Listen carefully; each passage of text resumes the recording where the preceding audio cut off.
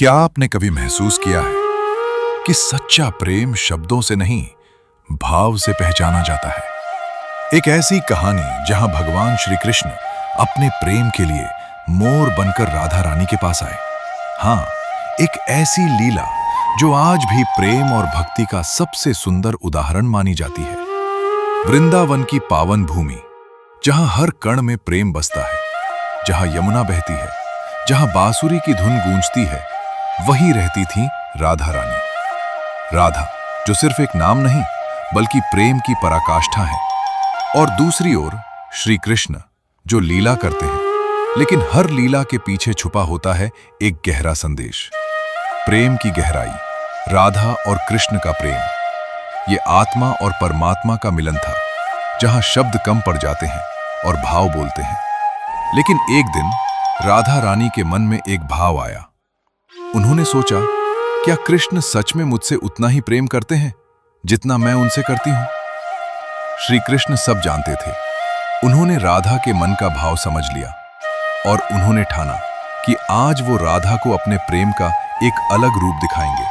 उस दिन वृंदावन में हल्की बारिश हो रही थी, आसमान में बादल थे और प्रकृति एक अलग ही रंग में थी।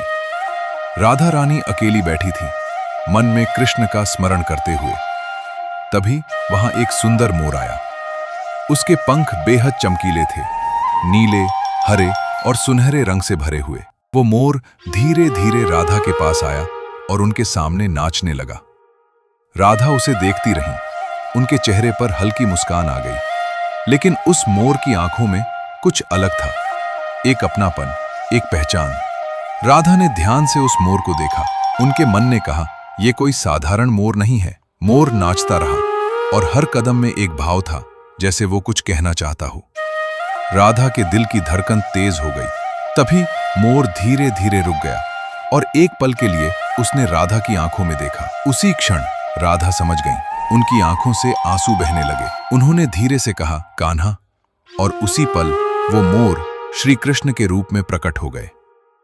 राधा मुस्कुराई और उनकी आंखों में प्रेम और भक्ति दोनों थे। राधा और कृष्ण की ये लीला हमें सिखाती है कि सच्चा प्रेम रूप नहीं देखता, वो सिर्फ भाव देखता है।